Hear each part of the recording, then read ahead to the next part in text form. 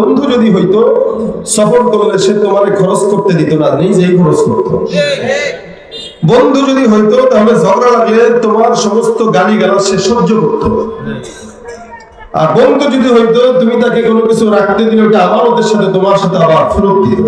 জমিনে বসবাস করতে গেলে, থাকতে গেলে বন্ধুত্বের বড় প্রয়োজন। কি বলেন? এখানে এমন কেউ আছেন যার কোনো বন্ধু নেই? সবাই বন্ধু। বুড়াদের বন্ধু বুড়া, জোয়ানের বন্ধু জোয়ান, পিচ্চির বন্ধু পিচ্চি। এরা বন্ধু আছে, আসেনি? কজন আছে? আবার এখানে বন্ধু আছে, আমার মনে হয় যে মুরব্বী কাকারও বন্ধু আছে। বন্ধু ছাড়া মানুষ চলতে পারে? দুনিয়াতে প্রত্যেকটা মানুষের বন্ধুত্ব দরকার। তবে বন্ধু যাকে তাকে বানাইলেই হয় না, যাকে তাকেই বন্ধু বলতে পারবেন না, যাকে তাকেই ভালো বলা যায় না। আমিরুল মুমিনিন হযরত ওমরের কাছে এক লোক এসে বলতেছেন, হুজুর এই লোকটা আমার বন্ধু মানুষ, খুব ভালো। হযরত ওমর ফারুক ডাক দিয়ে বলতেছেন, কে? তাহলে তুমি তাকে কয়দিন ধরে চিনো? চিনি তো। দেখেন বন্ধু চিনার উপায়। হযরত ওমর রাদিয়াল্লাহু তাআলা বলতেছেন, তুমি কি তার সাথে সফর করেছো? বলে না। আচ্ছা, তুমি কি তার সঙ্গে কোনোদিন ঝগড়া করেছো? বলে না। তো তাও করো নাই? বলে না। তুমি কি তাকে কোনোদিন ঋণ দিয়েছো? বলে না। তাহলে তুমি মসজিদে বসে বসে তার মাথা ঝুলানোই দেখেছো, তাকে চিনতে পারো না। আমরা অনেক সময় মসজিদে বসে বসে জিকির করি, লা ইলাহা ইল্লাল্লাহ, লা ইলাহা ইল্লাল্লাহ, এদিকে সুদ খায়। আল্লাহ বলে এমন করছে, বাপরে বাপ, বহুত বড় জাকির। জিকির করলে জিকিরের বয়ানে মাশাআল্লাহ লাভ দিয়ে আগায় উঠে যায়। কত বড় জাকির! তাকায় দেখেন সুদের ব্যবসার সঙ্গে তার প্রত্যেকটা ব্যবসার সম্পর্ক আছে।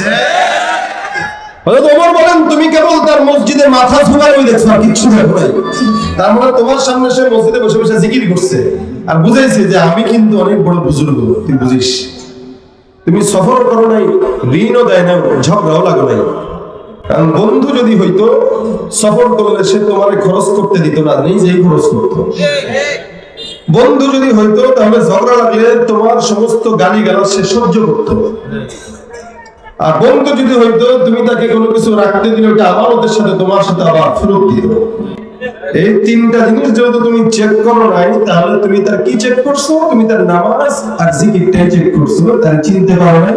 তার মানে এটা তোমার বন্ধু না, এই বন্ধুত্বের ভিতরে ঝামেলা আছে।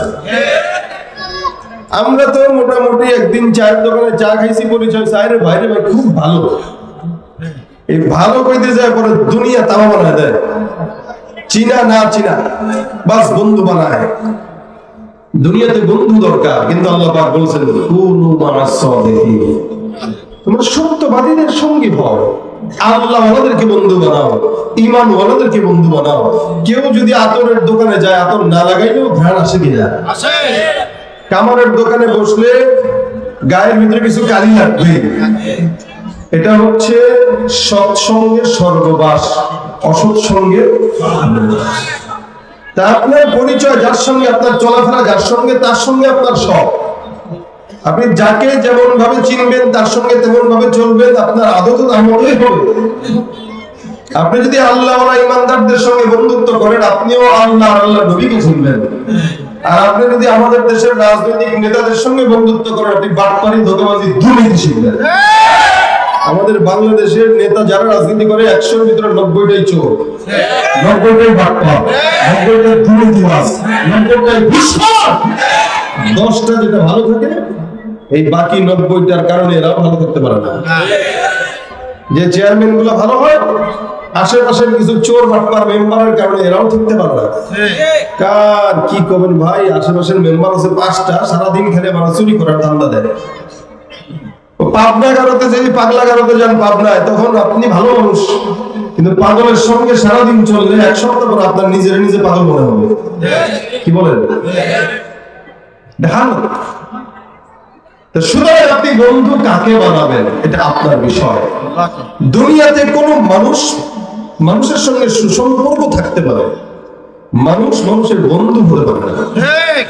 বন্ধুকে আল্লাহ বলছেন, আলা ইন্না আউলিয়া আল্লাহ, জেনে রাখো যারা আল্লাহর ওলি, ওলি মানে কি?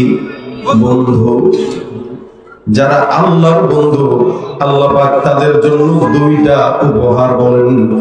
এক নম্বর লা খাউফুন আলাইহিম, আরেকটা হলো ওয়ালা হুম ইয়াহজানুন। জমিনের মধ্যে আল্লাহ পাক রব্বুল আলামিন ওই বান্দাদেরকে কোনো ভয় দেন না। আমার আল্লাহ ডাক দিয়া বলেন, যারা আমি আল্লাহকে বন্ধু বানাই, শুনে রাখো আমার বন্ধুরা, তোমাদের জন্য দুনিয়াতেও কোনো ভয় নাই, আখিরাতে জান্নাতে যাওয়া অবশ্যই, জাহান্নামের কোনো পেরেশানি থাকবে না।